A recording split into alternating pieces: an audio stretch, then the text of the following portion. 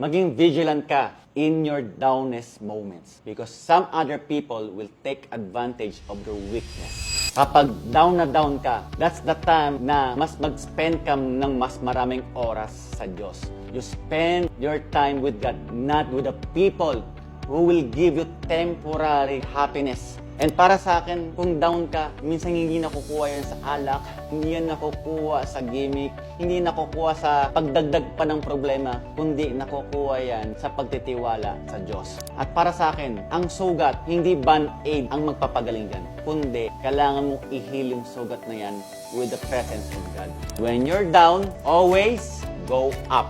Look above because siya makakatulong sa'yo. And at the same time, lumapit ka sa mga taong hindi ka i-judge, sa mga taong who will just be there with you.